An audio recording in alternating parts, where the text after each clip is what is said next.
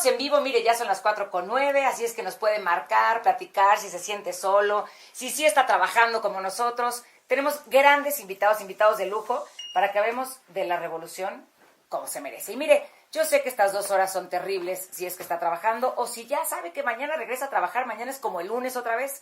Entonces, hoy seguramente ya entra este down. Pero aquí vamos a pasarla bien. Usted cuéntenos lo que piensa. Vamos a escuchar lo que ustedes nos dijeron justamente. Mar, ¿me puedes traer agua? Te doy economía. ¿Quieren agua? Sí, por favor. Gracias. No, Mercedes, yo te conozco. Muchas gracias. Ahorita vas a ver. Conferencias en varios congresos nacionales e internacionales, no lo sé. ¿Aquí no habías venido nunca? Vale. No, Había ido a ABC Radio. a ABC Radio sí estuve yendo bastante tiempo. Ah, todos queremos agua. O sea, 4 aguas. Pero haz memoria. Seguro sí nos hemos visto. En este tipo de situaciones el pueblo mexicano se levanta. Los principales dos Si no, es más fácil que te cambien uno de 100, ¿no? son Emiliano Zapata en el sur, nacido en Cuautla. Aquí hay 20. Es el principal personaje que hace referencia a la revolución. Y el segundo, el ya conocido Centauro del Norte, don Francisco Villa, que es de Chihuahua, nacido en Chihuahua, y quien es el principal actor de este movimiento. ¿Sí puedo hacer Facebook Live? En buena onda. Sí, claro. Se nos fue nuestro queridísimo amigo, además, el Che Guevara, este argentino-mexicano. El Che Guevara, no, el Che Ventura. Ay, sí, no, perdónenme, ay, sí, ya me están diciendo, pero el Che Ventura, que la verdad es que fue un placer conocerlo y coincidir tantas veces en los pasillos con mi querido Che Ventura, que además tenía un humor sensacional, un personaje extraordinario, con grandes conocimientos en el deporte. Era delicioso platicar con él aquí en los pasillos de W Radio, y la verdad es que todos mis amigos de deporte, su familia, sus compañeros, pues bueno, me uno a ellos en esta pérdida que la verdad es que nos deja un hueco enorme, pero siempre satisfacciones al escucharlo, al escuchar su voz, al recordarlo. Es alguien que siempre será recordado con muchísimo cariño. El Che Ventura, le mandamos un abrazo enorme donde quiera que esté, y gracias por tantas pláticas tan agradables y pues esas que dejaban un buen sabor de boca. Era lindo encontrárselo aquí. Y otra cosa que indigna terriblemente, pues es el asesinato de Adolfo Lagos, ¿no? La seguridad en nuestro país, que me parece que es algo en lo que tenemos que empezar a pensar y ya hacerlo mucho más serio, ¿no? De repente, pues vemos a las autoridades como diciendo, ay, sí, ya estamos viendo quién fue, pero híjole, así pasa a diario. Y el señor, pues bueno, Adolfo Lagos, que a lo mejor muchos teníamos pues conocimiento de él y muchas personas lo conocían, pero hay muchas otras personas que así se nos van todos los días. Entonces, yo creo que sería bueno saber qué tanto hay que hablar de la seguridad en este país. La semana que entra podríamos hacer un programa de eso, Nash, ¿no? ¿Qué tanto tendríamos que saber de seguridad y qué tanto tenemos que hacer también la sociedad con corresponsabilidad con el gobierno para estar mucho más seguros y sentirnos mejor? Y por eso hoy lo que tratamos es que, a pesar de pues estas noticias, ¿no?, que nos llenan y llegan todos los días, y además de todo lo que leemos en el periódico y nos enteramos, esto que es muy importante estar informados, pues bueno, también nos enteremos de una manera más agradable para pasar el día de las cosas que qué pasó en la Revolución Mexicana, ¿no? Todos los chavos que nos escuchan, que ahora, qué padre entrar a internet y encontrar toda la información. ¿Se te grabará más o menos que antes, cuando tenías que buscar en la enciclopedia las biografías, ¿no? Irte por la monografía a la papelería de Doña Lolita, que era lo máximo, ¿no? O sea, ¿se nos grababa más antes la historia? ¿Tenemos más conocimiento por eso o no? Aquí van a estar nuestros especialistas. Si les parece, los presento y nos vamos con la pieza, ¿no? Está aquí con nosotros, mira, ya lo voy a decir bien, Arno. Vale. Arno, ya, me dijiste que no lo dijera con U o con O. Con U. Burkholder, ya está bien. Bien Arno hecho, Burkholder, que es doctor en Historia de México. Qué rico que estés con nosotros, @Clionauta, bienvenido. Gracias por la invitación.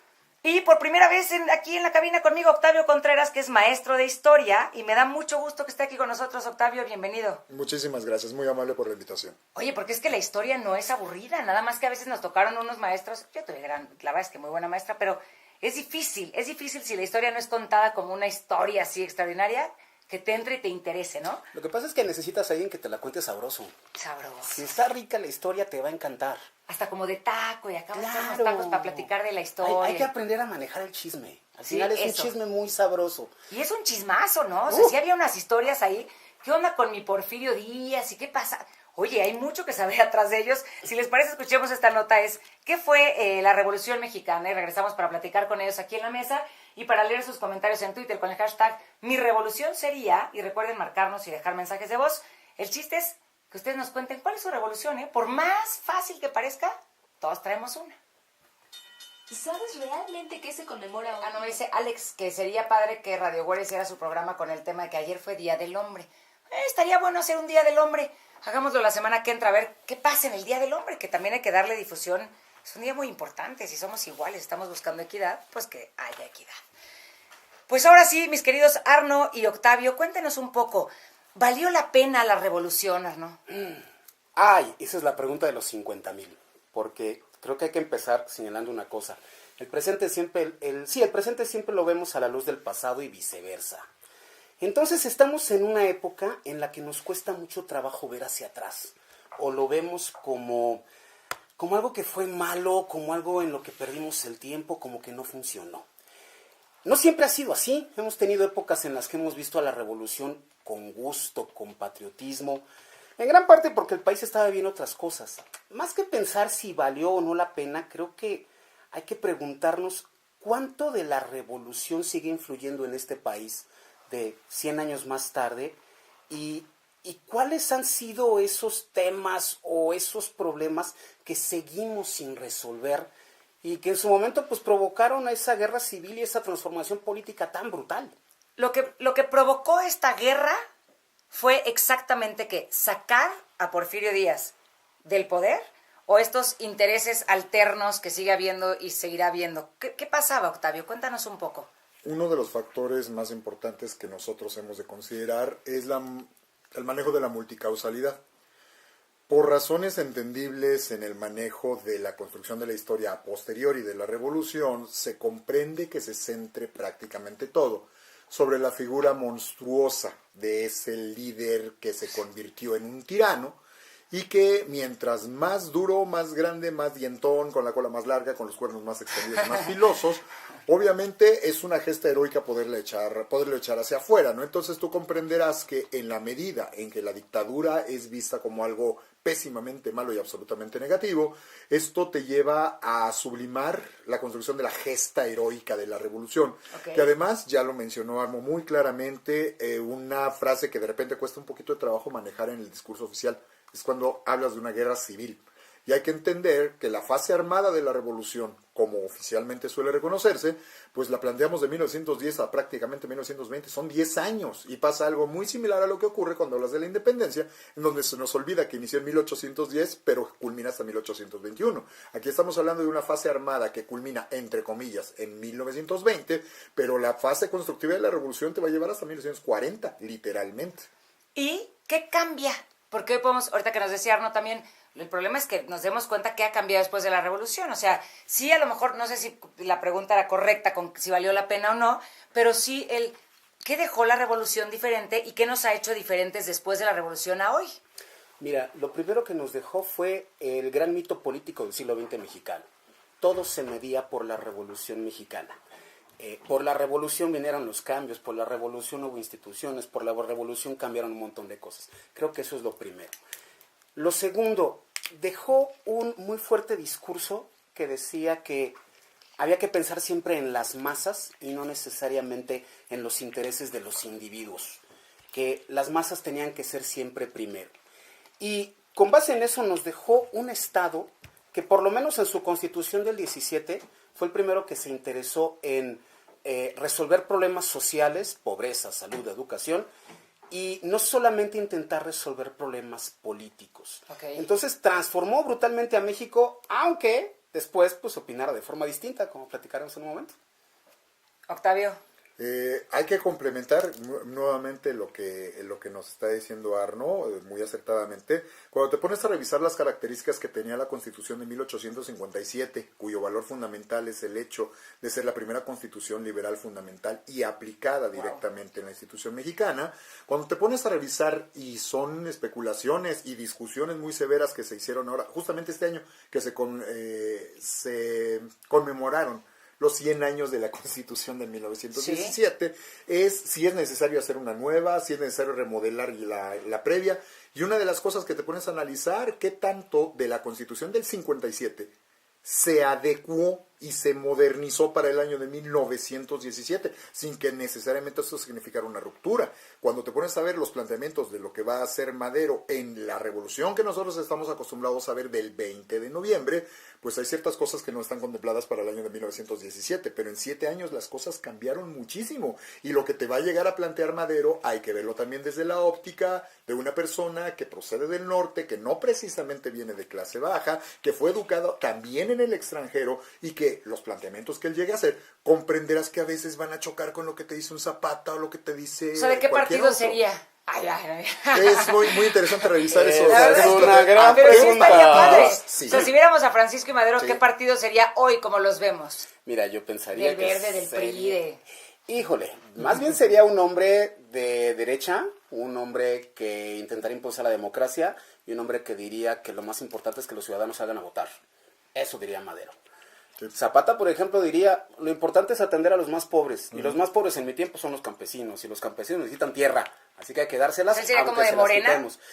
No estoy tan seguro si sería de Morena. Es que dúdeme para... Quiero Pues, ubicarlos. quizás o perredista, sí. o... No, es que el ejercicio es muy interesante. Sí, así no se es un plantea. ejercicio muy interesante. Lo que pasa es que, por un lado, sí es alguien que está pensando en los pobres, pero también es un hombre profundamente conservador, Sí, al sí, que la sí, iniciativa privada no le gusta para nada. La propiedad privada le parece muy mala. Hay que considerar, si me permites nuevamente complementarte, lo que está pidiendo la gente de Zapata es que se le preserven los derechos de las tierras que les otorgaron desde 1607, desde la época virreinal, el virrey Luis de Velasco II, y esos son los documentos en los que él se va a fundamentar. Entonces, cuando te pones a pensar qué tan revolucionario es, en el sentido de la revolución como cambio profundo y absoluto, ahí sí ya hay 4 que 5 cosas que sí le piensas. Y al momento de tratar de hacer el ejercicio de ver, bueno, en nuestros conceptos, a qué partido pertenecería, es bien interesante ver en dónde terminan quedando cuando lo revisas. Si les parece, nos vamos a ir a un corte. Cuando regresemos, ustedes también nos pueden decir,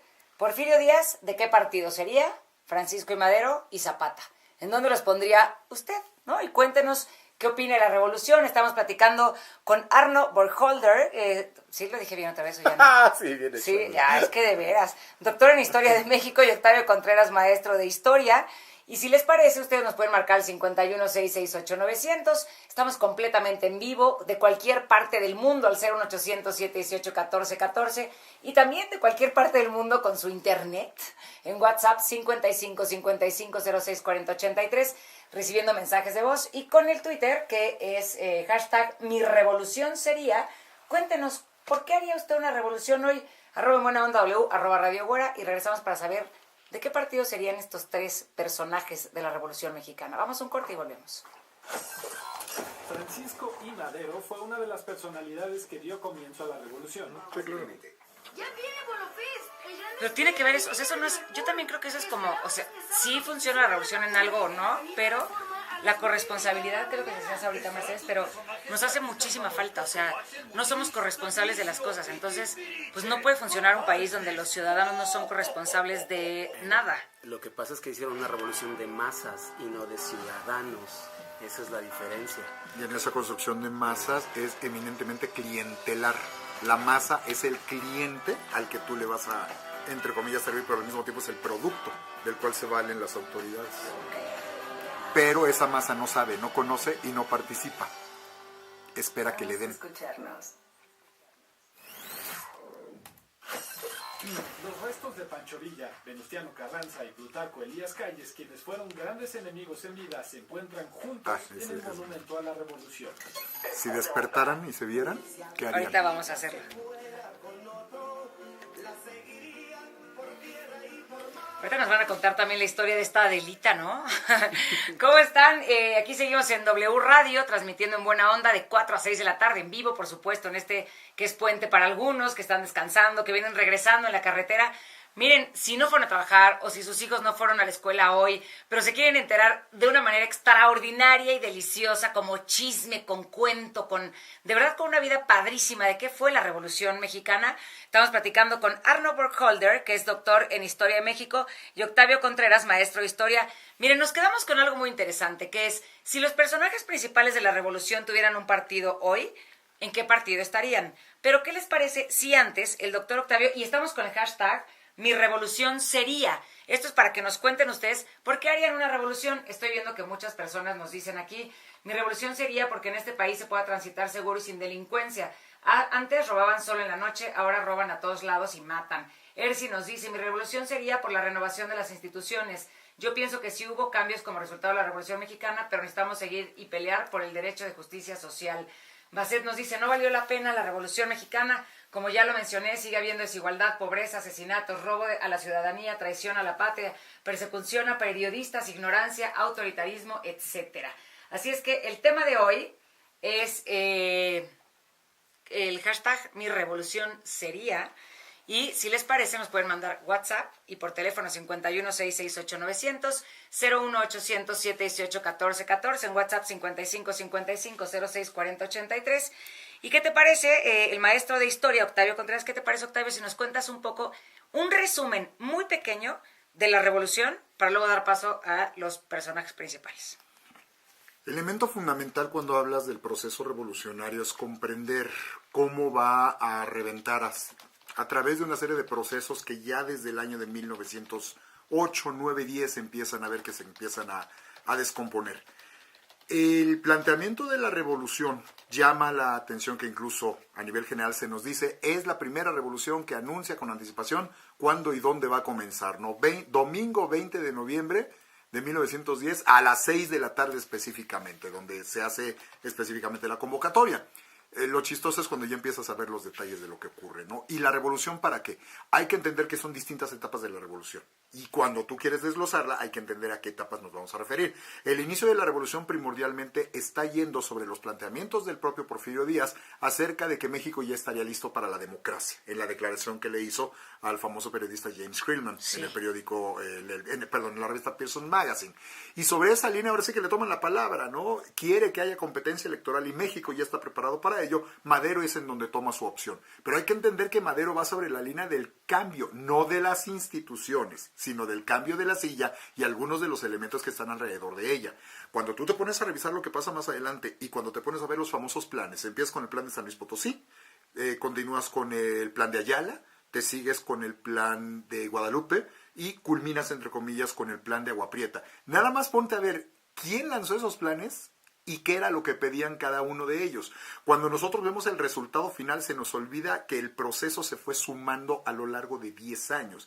Y por lo tanto, algunos te dirían que sería el planteamiento de distintos tipos de revolución. La revolución que te plantea Madero no va a ser la misma revolución que te va a plantear un Emiliano Zapata mucho más preocupado, claro, por los elementos eminentemente agrícolas, o entender el insulto y la ofensa que representó para gente como Venustiano Carranza que haya venido el golpe de Estado del chacal de la revolución, ¿no? Que por cierto, no se nos suele referir comúnmente que que Victoriano Huerta es el segundo presidente que fue de origen indígena. Siempre hacemos referencia a Benito Juárez y nunca mencionamos a Victoriano Huerta. Entonces entenderás que las formas de ver y entender el proceso revolucionario se van a ir sumando y se van a ir complementando. Por eso, cuando te pones a pensar, si despertaran, si fueran zombies, que resucitaran en ese momento los que están enterrados, en ese momento, ¿qué se dirían o qué harían en ese instante? ¿Qué se dirían? No, se quedan así como, no, qué angustia. Sería impresionante. Para empezar, no estarían contentos de estar ahí juntos. No. Es lo primero. Villa y Carranza, estoy seguro de que se buscarían las pistolas para volverse a matar, sin ninguna duda. Pero después seguramente voltearían a su alrededor y se preguntarían qué pasó aquí. Porque primero verían esta ciudad con esta área metropolitana de 30 millones de personas, luego supongamos que pueden ver todo el país, luego supongamos que se meten a revisar algún portal de noticias y además que empezaran a ver las noticias de lo que está pasando en México 2017 y sí se quedarían enloquecidos, se preguntarían ¿y qué pasó? ¿Por qué terminó en esto? Sí, o después sea, de ¿cómo lo que llegamos a vivimos? esto después de 100 años, no? ¿Cómo llegamos después de 100 años? Les impresionaría profundamente. Y más les impresionaría saber que los juntamos a todos cuando ya estaban muertos y los metimos en el Monumento a la Revolución. Dirían, ¿qué les pasó? Sí, o ¿Por sea, qué ¿en nos qué usaron? momento sí nos usaron para hacer este monumento, no? Exactamente. Oye, pero y además ahorita que decías eso, ha de ser terrible. Imagínate despertarte y ver y decir, no sé, a los gobernantes, a cada quien que se ponga el saco a quien le quede, pero llegar y decir, oye, nosotros sí hacíamos cosas, pero ¿en qué momento pasó esto donde el poder ya es una cosa de locura total? Que siempre ha generado locura el poder, porque lo sabemos, pero en este rollo de, ya se le salió de las manos con un país con tanta cantidad de gente, ¿no? Tantos ciudadanos, y lo más terrible que lo platicábamos, creo que fue fuera del aire, pero decíamos, qué difícil es buscar todos estos resultados de la revolución, de la independencia, en una sociedad que no es corresponsable. Claro, ese es uno de los grandes problemas de la Revolución Mexicana. Es una revolución de masas, donde nos encontramos a dos grandes personajes, individuos muy específicos. Díaz, Madero, Carranza, Zapata, Villa, etcétera, hasta Lázaro Cárdenas. Y del otro lado encontramos a la masa. Los que pelearon la revolución, los que la sufrieron, los que huyeron del país, los que la vieron pasar y la pasaron muy mal, pero ciudadanos, o sea, gente que salga y diga, yo opino esto, escribo en el periódico, impulso el voto, busco la participación, etcétera, esos encontramos muy pocos o casi nadie. Entonces, si tienes una revolución de masas, al final lo que creas es un sistema de gobierno que para sostenerse atiende a la masa. Pero atiendes a la masa con el pequeño detalle, con algunas instituciones, con mucho dinero, pero no confías en que son ciudadanos. Te quedas con el poder. Pasa el tiempo y esta masa se va empobreciendo cada vez más, va reclamando cada vez más cosas, mientras tienes a un gran grupo de poder que se consolida en 1929, que se hacen llamar a sí mismos la familia revolucionaria y que tranquilamente pueden decir, pues quizá no esto es una democracia, pero nosotros merecemos ¿Cuál mandar. es esta familia del poder? La familia revolucionaria se le dice así Sí. a los que en 1929 fundaron el Partido Nacional Revolucionario.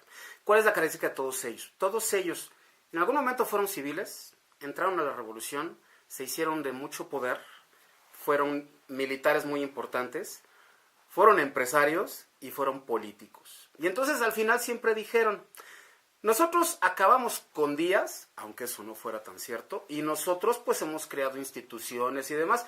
Es cierto que no concedemos el derecho al voto, pero en algún momento se logrará. Mientras tanto nosotros seguimos gobernando. Algo quería decir, Es eso, maestro. esto último que acabas de decir muy bien, Arno. El hecho de que para nosotros ahora es absolutamente fundamental e imperdible el manejo del derecho a votar y a participar, ¿no? Nos puede parecer increíble, pero es que en aquellas épocas no era un derecho fundamental. Una de las cosas que solemos decirles en muchas ocasiones a los alumnos es cuando vemos a Madero echando el choro y el discurso y jalando a la gente, que no los prendió desde el principio, eso también hay que entenderlo, y que vemos el sufragio efectivo no reelección. De entrada no era eslogan originalmente de él, es de la región centro, él viene de la región norte. Es cuando unen fuerzas que se va a utilizar el eslogan como tal. Pero imagínate que dice, les vamos a dar sufragio efectivo y no reelección. No faltaría que levantara a lo mejor la mano por ahí o volteara a ver al compañero de junta. Oye, Juan, ¿qué es eso de sufragio? Porque no lo entenderían, ¿sí? En ese sentido, en la línea que ellos han vivido durante los últimos 300 años. Ya olvídate de los 5 o 6 años 300 previos. años. Nunca lo habían ejercido por la forma en la que el sistema funcionaba. Y cuando para 1929 se forma la base de lo que va a ser el Partido Nacional Revolucionario, se sobreentiende que no es algo primordial, es de arriba hacia abajo, no de abajo hacia arriba. Y además no reelección, son generaciones que ya habían nacido con Porfirio Díaz, lo vieron como un presidente eterno. Entonces, ¿cómo, Sí, que ya ¿cómo ni que ahora esperaba va a haber nada, otro? ¿no? ¿Cómo Claro. que va a haber ¿Cómo para cambios? qué? Insisto, son masas, no son ciudadanos, no están acostumbrados a la participación política. Entonces, les cuesta mucho trabajo entender lo que está pasando arriba. Hay algo muy interesante que dicen aquí los dos y es también esta parte del autoritarismo, porque hablabas ahorita de empresarios, estos que hacen la familia revolucionaria son empresarios, son políticos, ¿no? En México es un país completamente de autoritarismo. Lo vemos en la forma de los jefes, de los maestros, de los papás, ¿no? Se vuelve dije yo, y los gritos, y la gente está acostumbrada al maltrato. y lo vemos en esferas chiquititas. Entonces, de repente, cuando quieres pasar a una esfera enorme como es el país completo con los gobernantes, nos cuesta mucho trabajo pensar porque se le teme al jefe, se le teme al papá, de verdad, vemos a las autoridades con un miedo terrible, porque siempre hay este rollo de, y no es así, y te grito, y como yo te pago, tengo el poder y te callas. Entonces, creo que es una educación y una cultura pues que viene desde muchísimo tiempo antes, ¿no? Antes de la revolución, por supuesto, y que vemos un país completamente autoritario. Un elemento que es todavía más tétrico. A ese autoritarismo, a ese imponerse por la fuerza, luego le ponemos la, entre comillas, caricia del paternalismo. Entonces, sí, por supuesto, me impongo por la mala, pero también de repente te consiento. No porque respete tus derechos, ¿para qué no? Sino para que digas, ay, mira, pues al final no es tan malo. Creo que sí lo voy a obedecer. Es lo que justifica y legitima. Exactamente, entonces el sistema funciona a través de la patada y la caricia. Pero es el como autoritarismo y paternalismo. Es como las mujeres maltratadas o el hombre maltratado, ¿no? Es así, te pegué, pero te lo juro que te amo y no lo vuelvo a hacer y te traigo una flor. Y además, ¿a dónde te llevo, mi amor? Y te llevo de vacaciones y te amo y luego regreso y te vuelvo a pegar. ¿De dónde crees que nos viene José Alfredo, Agustín Lara y toda esta tradición Eso de la patada y la caricia? Están diciendo. Eso ya lo podrás platicar más adelante cuando toques sí, este tipo de temas, porque no es tan fácil ni tan sencillo cambiar la mentalidad. Estás hablando de un cambio paradigmático, cultural, que no es de los últimos 50 ni de los últimos 100. Y allí, por ejemplo, te pones a ver cómo desde la época virreinal, el hecho de que el enviado del rey, el virrey, es como si el rey estuviera aquí presente y se hace lo que él dice que se tiene que hacer y el pueblo está acostumbrado a, y para cuando te vas 100 años atrás y la formación del PNR, además coincide 29, 30, 31, ve lo que está pasando en Europa, ve lo que está pasando en Estados Unidos, ve el surgimiento del fascismo en Italia, ve el surgimiento y levantamiento del nazismo en Alemania, ve cómo se están manejando las cosas con Roosevelt. No precisamente son los más democráticos, aunque digan que lo son, y todo se hace en nombre del pueblo. Por eso, también hay que entender que la historia de México en época contemporánea ya no podemos reducirla nada más a revisar lo que pasó aquí adentro. Hay que revisar lo que está pasando allá afuera y cómo el mundo influye a México y México influye al mundo. De hecho, estaba leyendo también este artículo de la huella de Japón, ¿no? La huella de Japón que se ve en la Revolución Mexicana, lo estaba leyendo en el Universal, pero es muy interesante también. Es fundamental. Primero, el Partido Nacional Revolucionario tiene una profunda influencia del fascismo italiano. Esta idea de, ya nos matamos durante tantos años, tenemos que unirnos. Ahora, tener varios partidos nos va a volver a desunir, necesitamos solo uno. Y ahí con uno solo discutimos, encontramos la forma y saldremos adelante, porque al final unidos representamos a la nación. Ahora, en realidad, pues como siempre, queda un pequeño grupo que es el que gobierna y la masa termina sometiéndose. Son los años en los que no se someten son los que se empiezan a matar, ¿no? Entonces mira, ya... como se decía en esos años, a los que no se sometan les toca la ley de los 3 hierros. El encierro, el entierro o el exilio. No hay más. El destierro, gracias. Entonces no les queda más. Pero los que quedan abajo se someten a través de organizaciones de trabajadores, de campesinos. El corporativismo se consolida. El corporativismo es necesario para legitimar al gobierno y el gobierno pues sigue mandando y funciona. Por eso siempre tuvimos un partido nacional que ha marcado el siglo XX mexicano y que nos sigue gobernando hoy, aunque vivamos en un sistema distinto. Oigan, estoy feliz porque nos están llegando muchísimos comentarios en las redes. El teléfono en cabina 51-668-900, 01800-718-1414. Nos pueden dejar mensajes de voz en 55-55-06-40-83, que es nuestro WhatsApp. Y en las redes con el hashtag Mi Revolución Sería. Y nos están llegando muchos casos de por qué harían una revolución. Me encanta que participen. Y además nos dicen, wow, nunca había... visto la historia de esa manera, la historia de la revolución. Ahorita les voy a leer todos los comentarios. La verdad es que es muy interesante cuando te empiezan a contar, ¿no?, la historia de todo, la revolución hoy, porque es el día de la Revolución Mexicana, el 20 de noviembre, pero cuando lo empiezas a entender esto como un chisme y te enteras, y entonces también nos sirve como pues, ¿cómo se llama? Como agarras de referente, ¿no?, lo que sucedió en tu historia para no repetirla, que cuando nos enteramos, deseamos no repetirla, pero si no nos enteramos... Ahí vamos. Con Arno Burkholder, que es, yo ya siempre volteo cuando digo su nombre, doctor en Historia de México, y Octavio Contreras, maestro de Historia, y los pueden seguir a Arno en Ciclonáutica y a Octavio Contreras en Dark Lecter. ¿Está bien? Vamos a un corte y volvemos. Oye, es divertido. Clionáutica. ¿Lío? ¿Y Clionáutica. qué dije? Ciclonáutica. Te digo que ¿ya ves? Y aquí está Clionáutica, pero yo lo sigo leyendo así. Yo digo, pues, ¿qué dije? Clio es la musa de la historia. Sí, pero yo lo veo perfecto aquí en Ciclonáutica. Ciclo. Te comparto muy rápidamente. Caviar en helado, sopa de cola de buey inglesa, caldo a la Orleans, filete de hipogloso a la Orly, filete de buey a la jardinera, bolobán a la Toulouse, polar asado, compota, ensalada, espárragos con mantequilla derretida, helado figura, queso, frutas y café. Ese fue el banquete de despedida del jueves 13 de junio de 1911 en el Ipiranga. Eso fue la última cena en el Ipiranga. Órale. Ay, muchachos, miren, me siento hasta Illuminati, ya me siento que estoy perdiendo la vida. O sea, nunca entendí esta cosa. Es que Odio eso la es. historia hasta que entré a este programa, tranquilo. Que faltaba que te la contaran. ¿Cómo lo enderezo? A mí me encanta, y mucho de lo que decíamos ahorita, pero de verdad Alejandro Rosas nos lo dice mucho y lo hacemos. Claro. Pero además es esta parte de cómo se divulga la historia, ¿no? O sea, es como cuando llegas a Teotihuacán y empiezas a ver en las pirámides. Tiene un radio de 42 metros. Me vale madre, es el radio de la pirámide, perdón, maestro. No. Gente que está ahí atrás también de... Pero me vale gorro, a mí eso no me importa. Dime quién se subió, qué hacían ahí, ¿no? O sea, quiénes pusieron las piedras, cómo... Pero si me cuentas eso, digo, puta, no, platícame algo de la historia. Yo creo que necesitas dos cosas. Uno, que sepas cómo te influye a ti. Sí. Y dos, que sea divertida. Sí. Si tienes esas dos, funciona. Si la ves lejana y la ves aburrida, olvídalo. No, y te enseñan fechas y acontecimientos y tal. Pero no sabes el por qué, qué Eso. hubo detrás.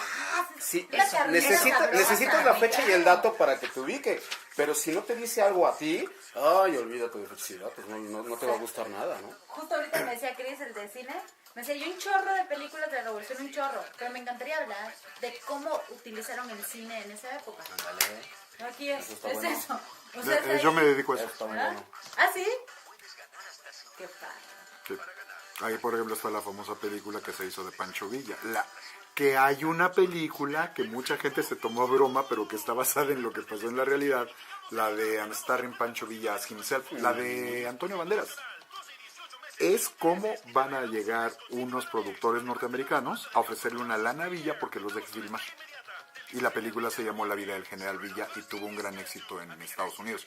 Por eso se formó mucho también el mito de Pancho Villa en Estados Unidos. Y ahí, ¿tú crees que él dijo no porque son gringos?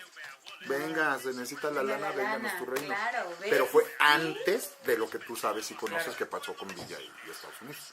¿Ves? Es que eso es lo que no nos enseña. Ah, pues ahí sale justo lo que estaba diciendo de que él llega a la cantina de denme mi malteada de fresa, o sea, y quiero mi helado de tutti frutti. Así era, de que él era abstemio, un güerito de rancho. Bueno, cuando conoce a Zapata sí lo Y ve grande. sí le infla. Y entonces le ofrece uno, pues porque así se hace, se toma un trago, entonces se platica. Villa se ahoga, pues Villa es abstemio, entonces le dan el primer trago y atrás. ¡ah! Qué Entonces, belleza. ahí Zapata se le debe haber quedado bien con cara de... ¿Y este es Este líder no es hombre. revolucionario? Este no es hombre. Claro, ¿dónde está el macho? ¿Dónde está lo macho? Bueno, no sé si vieron ustedes un estudio que hizo el doctor David Barrios sobre la sexualidad de cada uno de los personajes de la revolución y de la independencia, los hizo de todos. Y decía que quién se te hacía que hubiera sido mucho más, ¿no? Así, que seguramente era súper cachondo y tenía 1000 mujeres. Y toda la gente habla como de Emiliano Zapata, dice, pues no es cierto, porque vivían además, no sé cómo le hicieron para investigar una cosa en el ADN que me pareció fantástico todo ese estudio, pero le quise, pues obviamente no, porque vivían un estrés constante a que lo mataran. Entonces, el que no vivía en un estrés constante era Miguel Hidalgo, ¿no? Él estaba pues como padre, eso pues dicen que era el más potente, digamos, sexualmente también, y te habla de cómo vivía toda esa gente en esa Sí, época, lo de ¿no? sus hijos. y Lo que sí no es que tenían la ningún- revolución destrozó físicamente a toda esa generación, ¿no? O sea, un Álvaro Obregón, que pocos años realmente, físicamente queda destrozado. Enorme, gordísimo, viejo. ¿Cómo le puedes fregado. pedir a él? El poder lo destroza a Álvaro Obregón. ¿Cómo le puedes pedir a Álvaro Obregón que trate de conciliar con un Zapata, perdón, con un Villa, por cuya culpa perdió el brazo, que es lo que le desequilibró todo el cuerpo? Y es cuando subió de peso, algo bestia. Ni te todo. imaginas, ¿no? Aquí nos dicen, güera. En Twitter alguien dijo, por primera vez estoy entendiendo la historia, algo así, ¿no? Lo que segura, el PRI fue en cierta forma una consecuencia de la Revolución Mexicana. Sí, totalmente. Es ¿El la qué? consecuencia. Son los vencedores de la revolución. El PRI es una consecuencia. No, el PRI es la consecuencia. Sí. Por eso el discurso de ahorita, tú lo ves mucho más claro todo. Todavía con Luis Echeverría y con José López Portillo. Yo voy a ir al baño rápido. Sí. ¿Quieren ir? Todavía lo Vamos ves con afuera ellos. tantito para el corte, amor. Ah, si quieres. Segunda hora de Buena Onda. ¡Qué barbaridad! ¿Cómo me gusta? ¿Cómo me gusta que se me vaya tan rápido el tiempo con ustedes? Hoy estamos hablando de la Revolución Mexicana, pero de una manera tan rica, de esa como de sobremesa, donde por fin le entendemos a la Revolución Mexicana. Nash ya sabe quiénes fueron los personajes de la Revolución Mexicana. Nash es nuestra productora. Ustedes si están regresando de puente, si están en su casa, si están trabajando y nos acompañan, los invito a que nos marquen al 51668900 y 01800-718-1414. En WhatsApp nos pueden mandar mensajes de voz de cualquier parte del mundo, 5555-064083. Y el hashtag del día de hoy es Mi Revolución Sería. ¿Y por qué harían una revolución ustedes hoy? Por ejemplo, aquí nos dice Ersi, mi revolución sería porque en las escuelas públicas se bailara la marcha de Zacatecas al estilo reggaetón cada 20 de noviembre. No, ¿qué? ¡No! Ersi lo dice Mar. Mi revolución sería porque aprendiéramos a respetarnos unos a otros sin importar nuestras diferencias. Uy, imagínate. Ojalá Dios te oiga. César Rojas dice, mi revolución sería exterminar a los políticos, a los corruptos y a los delincuentes. Pues es que luego si exterminamos también nos volvemos un poco delincuentes, ¿no? Ya así de exterminio. Oigan, y antes de que empecemos a platicar de la Revolución Mexicana, yo creo que así como platicábamos con Dore Ferriz hace rato sobre la comida y cómo cambió la cocina, que yo creo que, Octavio, estaría padre que nos contaras lo que me dijiste hace ratito, creo que fue de Villa, ¿no? De lo que quería comer Villa, la despedida. No, era lo que te platicaba hace un ratito, Arno, en lo del caso de Villa. Yo lo que les comparto muy rápidamente fue la última cena en el Vapor Correo Ipiranga. El jueves 13 de junio de 1911, la cena última de Porfirio en el barco. Caviar en helado, sopa de cola de buey inglesa, caldo a la Orleans, filete de hipogloso a la Orly, filete de buey a la jardinera, bolobán a la Toulouse, polar asado, compota, ensalada, espárragos con mantequilla derretida, helado figura, queso, frutas y café. Eso fue lo último que cenaron en el Ipiranga antes de llegar a Europa. Qué bonito, miren nada más. Les gustaba la buena comida, Arno, ¿no? Tenían bastante buen diente. Y bastante dinero. Oigan, está aquí con nosotros Cristian de la Luz, que viene a platicar con nosotros de cine. ¿Cómo estás, Cristian? Muy bien, ¿ustedes cómo están? Muy bien, y siendo especialista en cine, @Cristian, lo pueden seguir.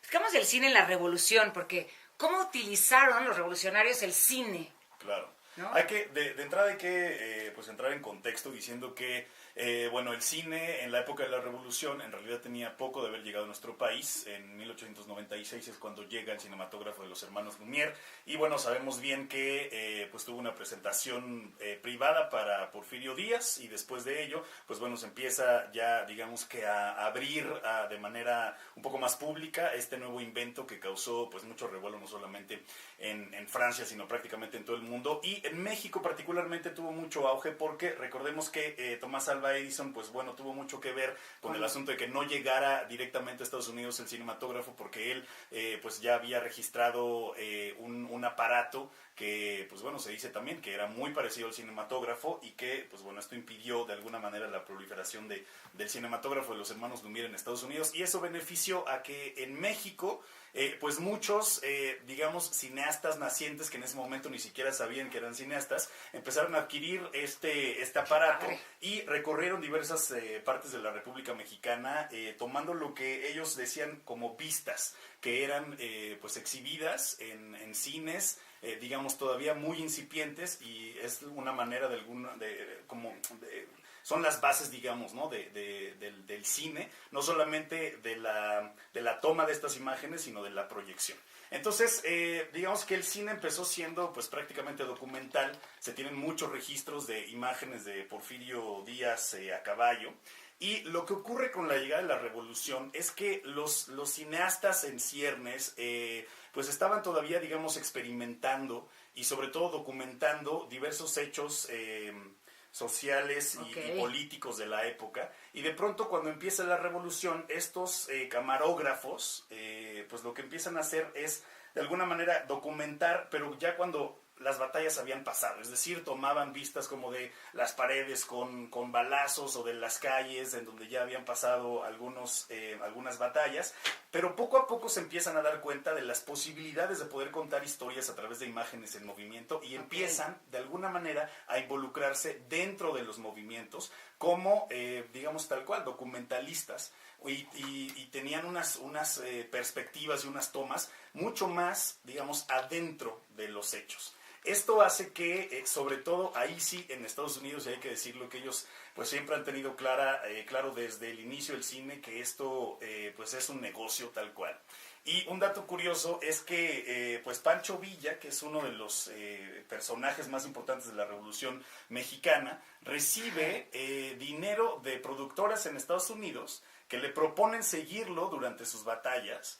Y le daban un sueldo prácticamente, ¿no? Entonces de alguna manera se financia pues buena parte de sus batallas. Sí, exactamente, como su reality. La única condición que le ponían es que estas batallas las hiciera de día, porque pues evidentemente... Sí, la luz no era como ahora, ¿no? No había las lámparas que hay ahora, claro. Exactamente. De hecho, también por ahí hay algunos datos de que incluso llegaron a pedirle estos productores y directores que pues repitieran una que otra toma para que pudiera ser captada de una mejor manera. Espero que no haya sido así. Vuélvelo a matar, ¿no? Bueno, agárrate al otro. ¿no? No, Así de hecho modificó el horario de las fusilatas, porque los fusilaba casi cuando apenas estaba poniéndose la luz. ¿Es en serio? Sí. Por si no salía. Ahora los voy a matar, los vamos a fusilar, pero un poquito con más luz para que se vea padre, ¿no? Porque no va a estar emocionante. Ubicas que no existían los zooms, ni los acercamientos, ni nada de esto. Entonces es bien complicado. Pues sí, estoy filmando todo, pero está a 100 metros de distancia, claro. No se ve ni se distingue.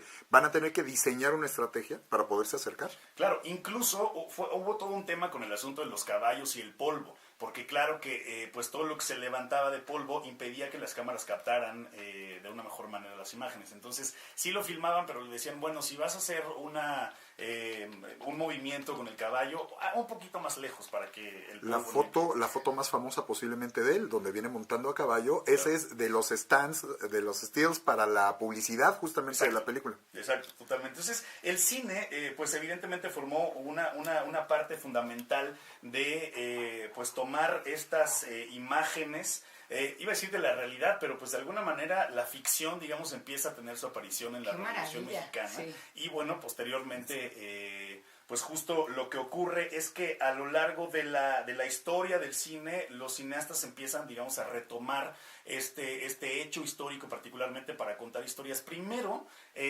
con un toque mucho más documental, pero empezaron a meter pues el amor en las historias para atraer al público y de esta manera pues tenemos muchas películas en torno a la Revolución que se ubican en el género del drama y la comedia sobre todo y que tienen que ver con grandes historias de amor o sea, pienso por ejemplo en la película Enamorada de Emilio Lindo Fernández, solo por poner un ejemplo, sí, porque claro. La verdad hay más de 250 películas. 1946 es esa película. Exactamente, y María Félix, pues una mujer adinerada que renuncia al dinero para irse con un... Pues esas historias que seguimos viendo, ¿no? Lo simbólico está cargadísima, es dignísima de analizar esa película de relación de México-Estados Unidos, cómo se ven a ellos mismos a través de la revolución, lo que representan los ricos, lo que representa el matrimonio civil, porque no se casan por la iglesia, se casan por el civil. Y en esa época, ¿no? O sea, el no casarse por la iglesia, lo que representaba, y claro, era como, es un revolucionario, ¿no? Y tú te vas con él y entonces te vuelves... ¿Cómo se veía la mujer en esa época? Es una gran película. Una mujer contestona, además. Claro. Tan contestona que el otro dice, después de lo de que le hace el comentario de que le enseñó los dos chamorros, se lo agarra cachetadas, sí. Cuando se va ella toda digna y el otro se queda sobándose la mejilla de, con esa mujer me voy a casar. Sí, pues claro. El hombre es el que decide, claro. no la mujer. Sí, o sea, la mujer ahí no tenía vela en el entierro, ¿no? Ahora sí que con quien le pusieran y quien decidiera. Así es. Pero eso, como bien lo dice el maestro, es digno de analizarse. O sea, sí es una película que hay que ver, de verdad, no se la pierdan. Y podemos encontrar muchas similitudes con lo que sucede, ¿no? En nuestro país y de dónde viene. Ahora, algo muy triste que ocurre con el cine mexicano, particularmente con todo este material que se filmó durante la Revolución Mexicana, es que pues mucho material está desaparecido. Y otro fue, pues, digamos, se perdió en el incendio de la Cineteca Nacional. Uh-huh. Y bueno, es el 90% de este material, o sea, el 90% de este material está perdido. Es una lástima absoluta que haya ocurrido. esto, ¿no? Pues imagínate nada más. O Todo sea, lo lo que que había vemos, ahí. claro, lo que vemos, lo que estamos acostumbrados a ver ahora incluso ya en plataformas como el Internet, pues es solamente el 10% de todo el material que había de esa época de la Revolución.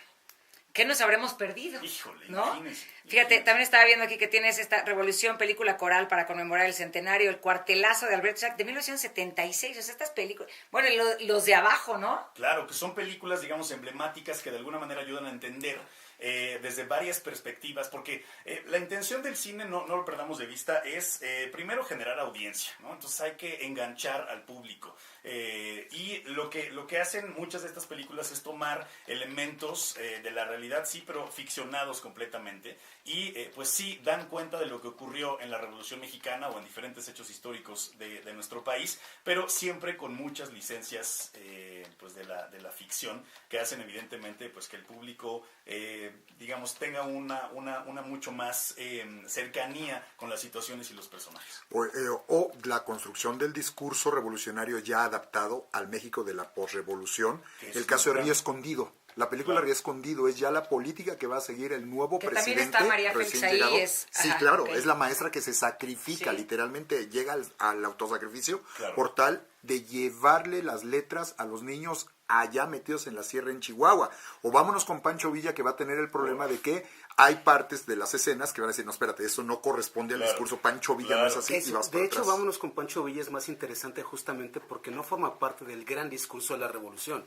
Es una película en la que Díaz aparece como alguien que para lograr sus fines puede matar a quien sea. Claro. Es una película que al final hasta tiene 2 finales. Sí. Es una película que se vuelve macabra porque señala la crudeza de la revolución. Totalmente. Entonces, lo interesante aquí es cómo pasamos de las películas que nos muestran vistas, las películas que nos empiezan a mostrar distintas posturas de la revolución, y al final en los 40 ya está consolidado el discurso de la Revolución Mexicana, que luego nos lleva a la simple comedia de rancheros, Claro. donde las cosas ocurren quién sabe dónde, pero nos queda claro que es la hacienda, el ranchero, la muchacha, y ya hay un argumento totalmente armado. Pero eso Son es impresionante, precisamente- ¿no? Esta parte de acaba en el ranchero.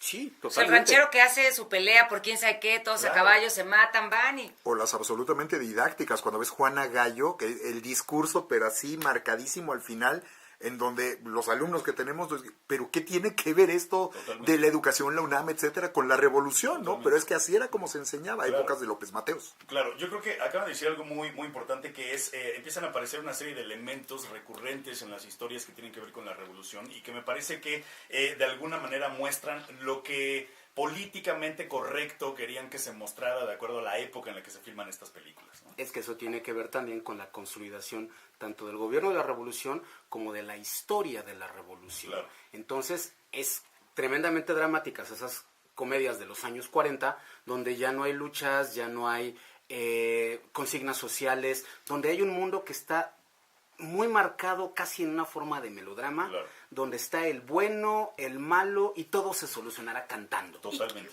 ¿Y qué pasa ahora con esta película aquí, la Alejandro Fernández, Lucero, donde se Zapata. meten también a la Revolución Zapata? ¿Qué opinas de una película como estas? O sea, se pierde el sentido de la revolución, olvidan, todos en la mesa hicieron unas caras maravillosas y a mí me encanta el debate. Venga de ahí, maestro. Nada más, el primer punto a considerar, que es donde yo le modere, ya después puede discutir un chorro de cosas, ¿no? Pero el propio Alfonso Arau lo dijo desde el principio, es una fantasía, es una interpretación que no tiene nada que ver con lo histórico. A partir de eso, ahora sí, ya nos destrozamos y hacemos todas las consideraciones, pero entender que a veces nos las tomamos también demasiado en serio. Y cosas que, pues, es que eso no pasó. Uy, si nos ponemos a revisar todo lo que no pasó, Claro.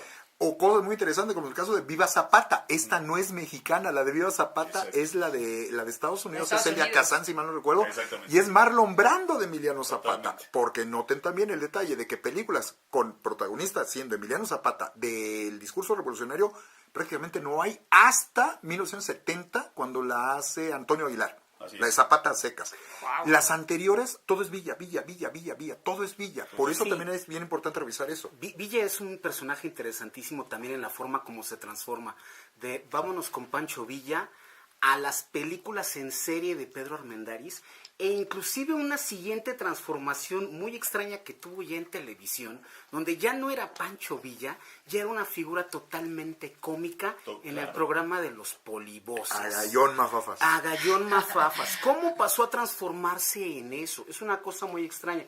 Y volviendo al Zapata de Arau, lo que pasa es que aquí hay un problema muy grande. Una cosa es que nos cuenten lo que realmente pasó, y otra cosa es que a través de una fantasía histórica toque a la gente, al público, porque le dice algo. Y resulta que esa película no tuvo eso. Por eso esa película fue rechazada, independientemente si cuenta o no la realidad de los hechos. Además, esta película tiene mucha, o sea, está demasiado, digamos, estilizada, ¿no? De entrada la fotografía y el diseño de producción lo hace Vittorio Storaro, ¿no? El fotógrafo de Arau, justamente. Exactamente. Entonces, pues sí, creo que la intención de esta película, más allá de contarnos históricamente lo que representó el personaje Zapata, pues es una mezcla, digo, de entrada está Lucero, está Camila, Potrillo, Alejandro Fernández, o sea, yo ya cuando vi el close más guapos no te los quieres poner. Dije, no, bueno, esto es ya es una burla, ¿no? Ya. Pero hablando de Pancho Villa y la comedia, está entre Pancho Villa y una mujer desnuda, por ejemplo, ¿no? Sí, claro. O sea, ¿Quién es, digamos, Diana ya es un Bracho? discurso, ¿Sería? exacto, Diana Bracho.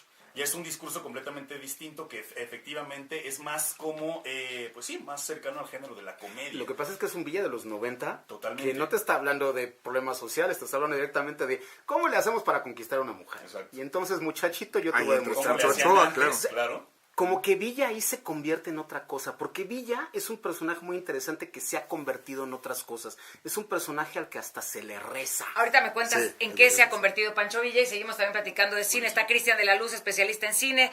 Nos acompaña el maestro de historia Octavio Contreras y Arno Burkholder, que es doctor en historia de México. Así es que regresamos para seguir con el hashtag Mi Revolución Sería. Y además este comentario de Ersi que me pareció muy interesante y dice, güera, el PRI fue en cierta forma una consecuencia de la Revolución Mexicana y lo platicamos después del corte. Las enfermedades más comunes en la Revolución Mexicana fueron la viruela y el paludismo, y la más letal, la influenza española, que cobró más de 300,000 vidas en el país. Ese, por ejemplo, fue una epidemia mundial. ¿La influenza? La influencia española. La influenza española mató más gente que la Primera Guerra Mundial, para que te des una idea. Sí, sí. Y es consecuencia de la globalización. Ahora sí ya viaja por todos lados. Si hubiera habido aviones en esa época, excuso decirte cuántos hubieran sido. Sí, imagínate nada más. Ahorita que mencionabas lo del el uso del cine, no sé si incluiste o revisaste Es un documental muy corto que se llama La Revolución Madrista, un triunfo mediático, porque viene dentro de Memorias de un Mexicano, viene como el aledaño. En La Revolución Madrista, un triunfo mediático, lo que te plantean es, si tú revisabas los medios, hasta todavía marzo, poquito antes de la renuncia de Porfirio Díaz, pues evidentemente los que van ganando son los del gobierno, ¿no?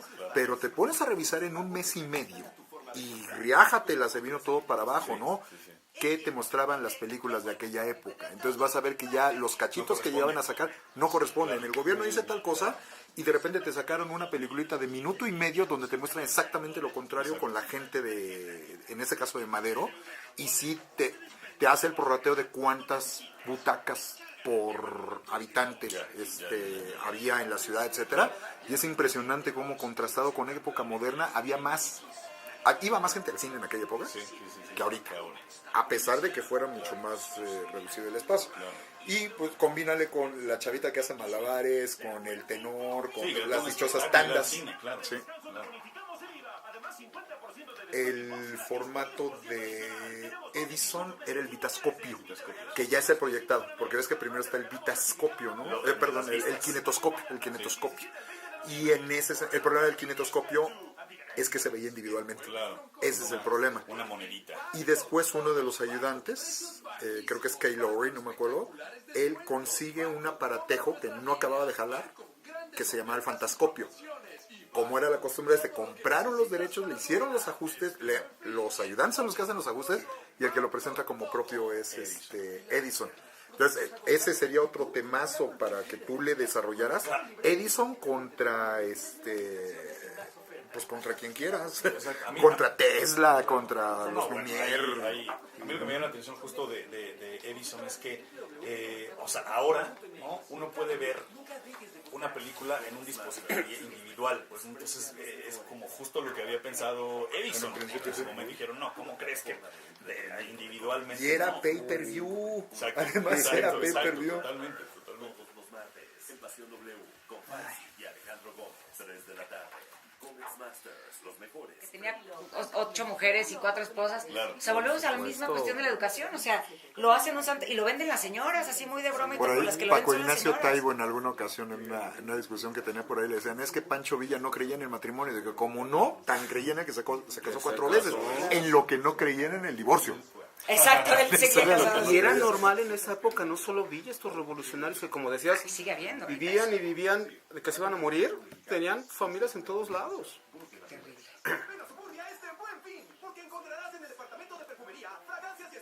Por la cantidad de comerciales que hoy hay en tu programa, no te podía escuchar. Ay, Jesús. Es que eso desde el viernes, en casi todos los programas Alargaron es de lo 4 mismo. a 7 minutos los cortes. Sí. Sí, Oscar Mario Beteta, cada vez que se iba a corte, disculpas.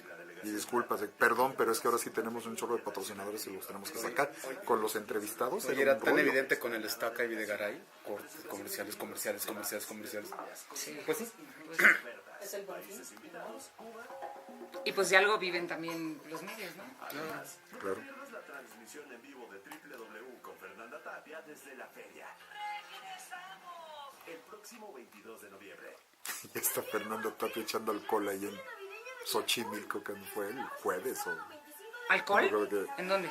No sé si fue su aniversario. Sí, fue el O aniversario. algo así. Fueron todos Y ya a la terminando trajinera. el programa se fueron a las trajineras, estuvieron transmitiendo en Facebook Live. Ella era la única que no salía chupando, ¿no? Pero evidentemente cuando veías... Todos estaban chupando. Todos estaban Ella no ahí. se emborracha. Pero todos, pues sí. Pero la señora Tapia está increíble. Que yo tuve el gusto de conocerle un día, coincidimos, ella salía de su programa y a mí me iban a entrevistar en otro. Y en la media hora que yo tenía que esperar, ella fue la que se puso a platicar conmigo. Pero Muy lo que es chistosa. padrísima. Sí.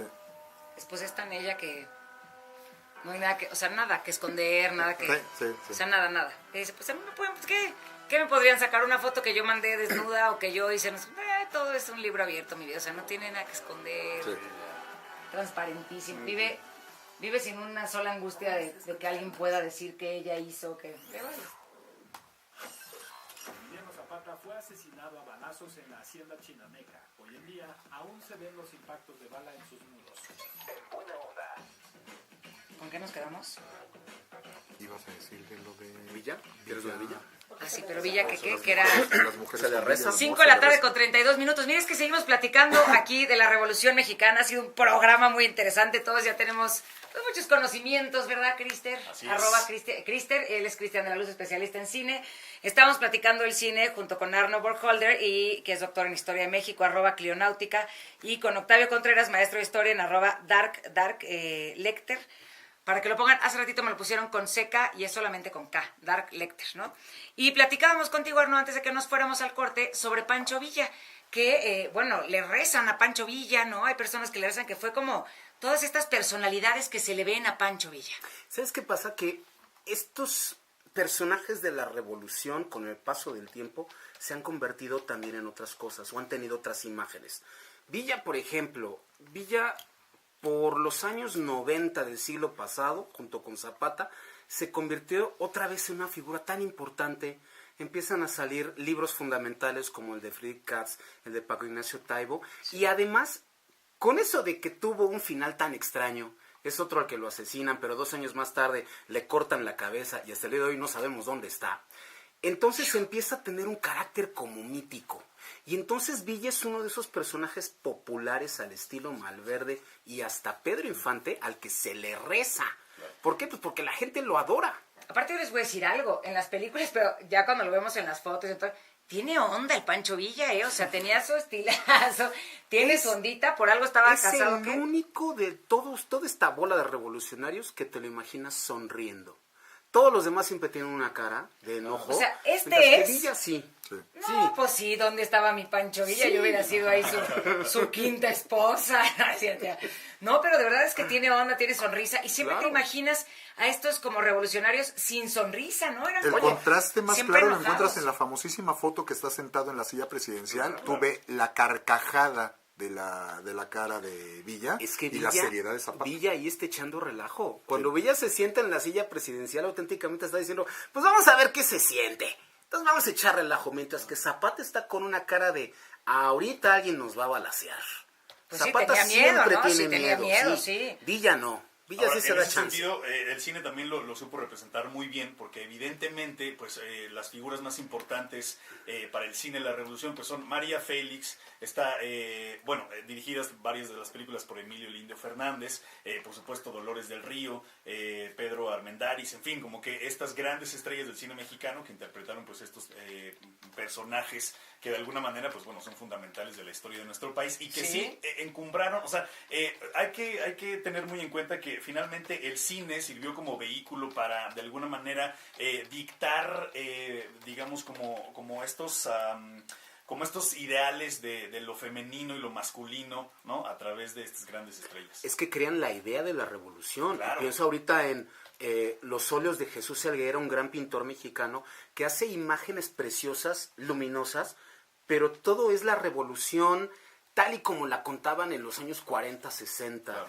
Bella, las mujeres siempre son bonitas, todo Sí. es limpio, está muy claro contra quién estamos peleando. O sea, la idea de la historia ya está hecha. Pero con el paso del tiempo es justo esa idea de la historia con la que estamos en contra. Porque decimos, oye, no me contaste esto, no me contaste el otro, esto no fue así, aquellos se pelearon, aquellos se mataron. Entonces viene la lucha entre la idea de la revolución y lo que en realidad pasó. ¿Y tú qué nos cuentas, Cris? Hay una película que quiero recomendar, digo, ya es mucho más reciente, para conmemorar el centenario de la Revolución. El gobierno pues prácticamente encargó al Instituto Mexicano de Cinematografía que convocara a 10 cineastas para hacer una película que se llama Revolución. Esta película fue estrenada en el marco del Festival de Cine de Berlín y pues básicamente los invitó a hacer cortometrajes, son 10 cortometrajes dirigidos por Gael García Bernal, está Diego Luna, Mariana Chenillo, Patricia Riggen, Fernando Emke, Ernesto Contreras, son 10, Rodrigo García, son 10 de los cineastas, digamos, mexicanos contemporáneos, y cada uno, también está Carlos Reigadas, cada uno hace un cortometraje que, digamos, tiene mucho... Yo diría que tiene un poco más como de libertad, es de esas películas en las que no se dictó necesariamente una línea a seguir, sino más bien es la visión de estos 10 directores mexicanos, todos ellos prolíficos actualmente en el cine mexicano, que bueno, nos presentan estas 10 historias que conforman este largometraje que se llama Revolución. ¿Y dónde te podemos seguir, Cris, para que veamos toda esta lista que nos vas a poner de películas? @Crister es mi cuenta en Twitter y les quiero recomendar particularmente un libro para que pues conozcan más del cine y la revolución, que se llama justo así, Cine y Revolución, la Revolución Mexicana vista a través del cine, que es un libro editado por el Instituto Mexicano de Cinematografía. Muchísimas gracias por estar con nosotros y Gracias, súbenos ustedes. la lista, ¿no? Sí, de todas estas películas buenísimas. Sí. Ya estamos. Gracias por estar aquí. Gracias. Oigan, y bueno, ya son las 5 de la tarde con 37 minutos y nos pueden llamar al 51-668-900, 01800-718-1414, en WhatsApp 55-55-06-40-83 y en las redes con el hashtag Mi Revolución Sería. Y échenle un ojito al Pancho Villa. No, es cierto. Vamos a escuchar ahorita esta nota que nos prepararon con personajes de la revolución y regresamos para cerrar con nuestros invitados el tema de la revolución. ¿Cómo sería una revolución ahora? ¿Qué pasaría con una revolución ahorita? O sea, ¿qué? Uy, sería tremenda. Sería tremendamente violenta. Gracias, Pau. Nos estamos viendo. Cuídate mucho, mi Chris. Bien, gracias. Muchas gracias. Nos vemos. Adiós. Bueno, que Arroba tengas buenas Crister. tardes. Nos vemos. Qué Mucho gusto. gusto. Igualmente. Hasta Que vaya luego. muy bien, a tus Hasta órdenes. luego. Perfecto. Igualmente. Bye, bye. Gracias. Hasta luego. Puso mano dura contra el gobierno durante 30 años y es actualmente considerado el causante de la revolución por su proteccionismo a la población. Y con las redes y todo, sería una cosa loquísima, ¿no? Sería una cosa tremendamente loca. Pero además tendría que volver a empezar con una guerra civil. Entonces, si aquella costó 1 millón de muertos, esta podría costar... Es que mucha gente dice, ay, podría haber otra revolución en nuestro país. Sí, sí podría, o sea, sí estamos por una revolución. O sea, ¿tú Mira, crees hay que- un gran enojo de hace muchos años Pero pues yo te puedo asegurar que tengo toda mi vida oyendo que va a estallar este país y yo sigo sin verlo. Lo que sí veo es la violencia del narco. A lo mejor ahí estamos sublimando un montón de corajes de esta generación en especial, que esperaba tener un montón de cosas y no tuvo ninguna. Pero sería tremenda, porque habría que empezar otra vez a degollar gente. Porque todas las otras áreas, o sea, yo veo que es una clase media que no participa tanto, honestamente, ¿no? Porque es la que movería mucho más al país y no hay tanta participación, no lo hacemos como se debería, o sea, vamos a las marchas y luego no pasa absolutamente nada con las marchas que se hacen, la verdad. Una clase baja que no tiene ni cómo moverse en la mayoría, no hablo de muchos que salen y gritan y punto final, ¿no? Pero en realidad nadie se ve como que se quisiera levantar en armas, como dices, en el narco, bueno, ahí estamos viendo a lo mejor toda esta generación de gente que se siente decepcionada de lo que sucedió con el país y lo que sucede, ¿no? Es que seguimos con la misma tendencia de no hacer. Nosotros tenemos un Y la clase conocido... alta nunca se le va a mover nada. Un conocido que de la independencia decía que unos se hicieron insurgentes, otros se hicieron realistas y la mayoría se hicieron tarugos. Pues en la revolución podría pasar lo mismo. La mayoría estarían viendo el acontecimiento, pero quién sabe si le entrarían, ¿no?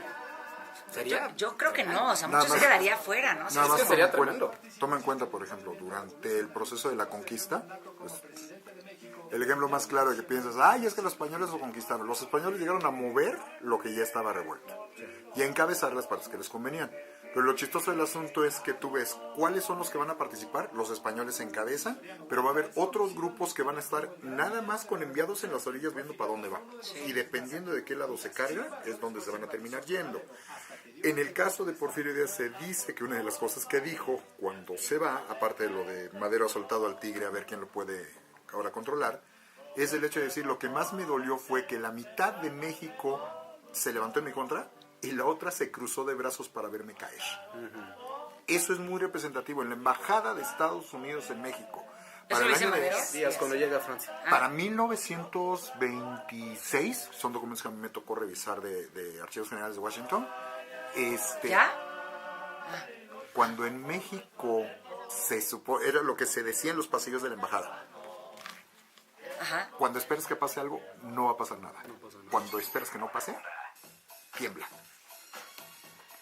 5:41 p.m. y hemos platicado a lo largo de este programa sobre la Revolución Mexicana, datos que no sabíamos, qué pasaría, de qué partido sería cada uno de los personajes, bueno, por lo menos los más importantes de la Revolución, si se despertaran ahorita y se vieran todos juntos enterrados, qué pasaría, ¿no? Ya vimos que dirían, ¿qué pasó? Pues, ¿qué le pasó a este mundo? ¿No? ¿En qué momento en México pasó todo lo que está sucediendo ahorita? Y mucha gente nos pregunta, ¿qué pasaría si hoy hubiera una revolución en nuestro país? Pues no sé, sí, a lo mejor sería bueno hablar de qué pasaría si hubiera una revolución, sino cómo vemos a la ciudadanía después de lo que sucedió en la revolución. O sea, vemos una ciudadanía diferente, ha cambiado en algo la educación, la cultura, o seguimos estancados en esto. Arno, para cerrar, ciérranos este tema como tú lo harías. Mira, yo lo que veo, sí, es una ciudadanía de principios del siglo XXI que está mucho más acostumbrada a participar. Ahí están las redes sociales, ahí está Change, ahí está todo lo que pasó en el sismo. Pero me sigue todavía dando la impresión de que seguimos sin tener realmente ciudadanos que de veras sean capaces de mantener ese impulso por cambiar. Y creo que eso nos hace falta para de veras transformar este país tal y como queremos hacerlo. Por otra parte estaría pues la posibilidad de una guerra civil, pero eso nadie lo quiere. Eso sería tremendo para todos. Terrible. Sería terrible. La violencia que vivimos por el narco es demasiada como para además tener ese tipo de cambios. Qué fuerte. El gran cambio que tendría este país es de veras que sus habitantes se comporten como ciudadanos y de veras se preocupen por él. En cosas tan chiquitas como no tirar basura y en cosas muy grandes como ir a votar, pagar impuestos, exigirle a los gobernantes que cumplan. Ese tipo de cambios son los que necesitamos. Ahora, ¿qué dices? ¿Cuál sería mi revolución? Mi revolución sería esa, que tengamos ciudadanos. Hijo, qué fuerte y qué importante, ¿no? Están esos, tener ciudadanos, Claro. ¿no? Ser una ciudadanía de ciudadanos. Lo pueden seguir en Clionáutica, @Arno Burkholder, que es doctor en Historia de México. Gracias por estar aquí. Muchas gracias, Paulina. Y Octavio Contreras, maestro de Historia, ¿cómo cerraríamos este tema de la historia? El hablar de una ciudadanía implica mantener una constancia, no solo ir en la parte de la participación al voto, sino en una disciplina de mantenerte vigilante y activo todo el tiempo, que implica llevar a nuevas rutinas, que implica romper la rutina de no hacer nada. Si te fijas, es una transformación completa que empieza por lo más simple y lo más sencillo que nuevamente dijo Arno hace un rato. No tires basura, ve a votar, pero haz el seguimiento de por quién estás votando, haz tu cama todas las mañanas, come frutas y verduras. Literalmente tomarte en serio la parte que a ti te corresponde. Y si todos hiciéramos eso en el momento que nos toca, ahí es donde comenzaríamos una revolución, pero de cambiar las cosas de un lado para el otro. Revolución no nada más es agarrar la pistola y matar al de enfrente porque no piensa igual que yo. Claro. Y sobre todo, la gente no conoce eso, la gente no sabe eso. Cuando les platican los detalles y los datos, no solo de los muertos, sino de la violencia que se vivió a lo largo de 10 años de revolución. La cantidad de muertos que hubo en la De Revolución 10 Mexicana. años de independencia, de 2 años de conquista. La gente en la historia desconoce eso. Se ve el proceso a la parte del final, pero no todo lo que tuvieron que pasar a través de. Y creo que sí es necesario empezar a tomar conciencia antes de repente de opinar sobre hacer una nueva revolución, pero entendiendo que nada más es a plomazos. Y fíjate, esta parte que estás diciendo que no es nada más a plomazos ni de matar al otro porque no piensa igual que tú, creo que es algo que podría empezar a ser de lo principal en esta revolución, hablando en las redes, en los ciudadanos, como seres humanos, que es, de verdad, no que el otro piense distinto a ti significa que sea una mala persona o que ya no valga la pena. O sea, nuestra verdad no es universal, ¿no? Entonces sería como empezar con esta parte de respeto y aceptación del otro para empezar a cambiar de verdad las cosas desde adentro, desde la casa. Nos decía Alex Castillo, que nos habló por teléfono, y dice, la revolución empieza en la casa con los niños. Sí, hay que empezar claro. con esta educación y generar esa revolución de cambio, no de matar, ¿no? Pues gracias por estar aquí. Lo seguimos en sus redes, Dark Lecter y @Clionáutica. Gracias por venir. Qué interesante programa. Y nos vamos de una cultura que yo quiero llegar a alguna fiesta a platicar. Gracias. Y vamos con un sondeo, lo que ustedes nos dijeron.